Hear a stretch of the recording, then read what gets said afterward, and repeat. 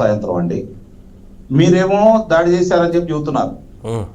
అక్కడేమో జగన్మోహన్ రెడ్డి గారు నిన్న వల్లభనేని వంశీని పరామర్శించడానికి వచ్చి లేదు లేదు పట్టాభి గారు ఫిబ్రవరి 19వ తారీఖు నాడు ఇష్టారీతిగా మాట్లాడారు, దానికి మా వాళ్ళకి కొంచెం పౌరుషం పొంకొచ్చింది. అంతకుముందు లేదనమాట వాళ్ళ పౌరుషం, అప్పుడే కొంచెం పౌరుషం పొంకొచ్చింది. అంతలోకి ఆయన గన్నవరం వచ్చేసి 20వ తారీఖు నాడు 100-200 మందిని తీసుకొని మా కార్యాలయం మీద దాడి చేయడానికి వస్తే మా వాళ్ళు అక్కడ అడ్డుపడ్డారు. అడ్డుపట్టుకుంటే తెలుగుదేశం పార్టీ వాళ్ళే మా వాళ్ళని తరుముకుంటా వాళ్ళ పార్టీ ఆఫీస్ దాకా తీసుకెళ్లారు. అక్కడి నుంచి వాళ్ళ పార్టీ ఆఫీస్ మీద వాళ్ళే ధ్వంసం చేసుకున్నారు, వాళ్ళ వాహనాలను వాళ్ళే తగలబెట్టుకున్నారని చెప్పాడు కదండి. మరి ఆయన అట్లా చెబుతున్నాడు. ఈ రోజేమో పనవోలు సుధాకర్ రెడ్డి గారు చాలా స్పష్టంగా నాకేమీ తెలియదు, నాకు సంబంధం లేదు, నేను లేను అని చెప్పని వల్లభనేని వంశీ చెప్తా ఉంటే కావాలని చెప్పని పోలీసు వారు ఇంకా నయ్యం పాపం నేను గన్నవరానికి ఎమ్మెల్యేని కాదు ఆ రోజు అనలేదు. నేను అసలు గన్నవరానికి ఎమ్మెల్యే కాదు ఆ రోజున అని చెప్పలేదు కదా.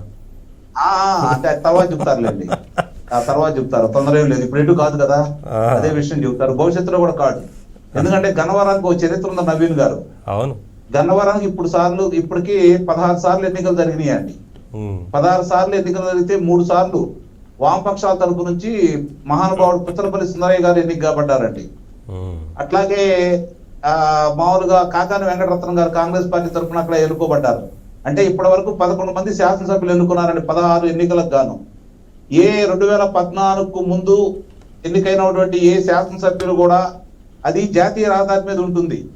ఏ రోజు కూడా అక్కడ గొడవలు లేని విశాఖపట్నం వెళ్లే దారిలో ఉన్నటువంటి నియోజకవర్గం అది.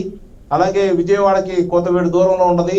ఏ రోజు కూడా అక్కడ గొడవలు కానీ ఎలాంటి అరాచకాలు కానీ జరగనటువంటి వామపక్ష భావాలు ప్రజల్లో నరనరారా జీర్ణించుకొని కాంగ్రెస్ పార్టీకి వ్యతిరేక భావజాలంలో ఉన్నటువంటి నియోజకవర్గం అండి.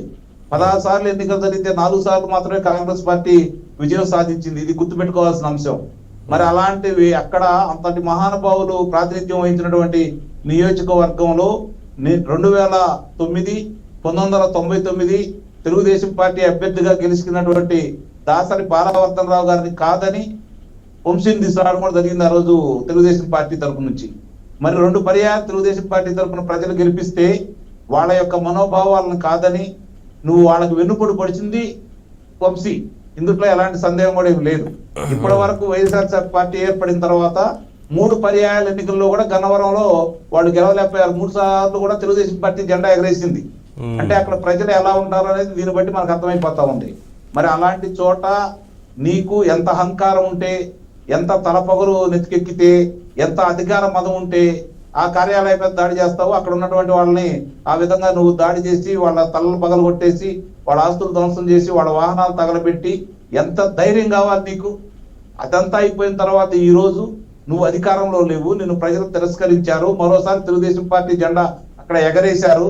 అయినా సరే ఒక దళితుడు ఆ రోజు నువ్వు అధికారంలో ఉండి మీరు రాక్షసుల సంగతి తెలిసి నియంత పరిపాలన ఉండడం సంగతి తెలిసి కూడా ధైర్యంగా మీ మీద ఫిర్యాదు చేసిన వ్యక్తిని మీరు కిడ్నాప్ చేసి అతను వృషణాల మీద తన్ని నానా హింస పెట్టి అతను ఇచ్చిన ఫిర్యాదు న్యాయస్థానం ముందు ఎరికి తీసుకునే విధంగా మీరు చేసుకొని దగ్గరే ఉండి మీరు అతన్ని తీసుకొని వెళ్ళి ప్రభుత్వానికి పోలీసులకి నువ్వు సవాలు విసిరితే చూస్తూ కూర్చోడానికి ఇప్పుడు కూటమి ప్రభుత్వం ఏమైనా సిద్ధంగా ఉందా?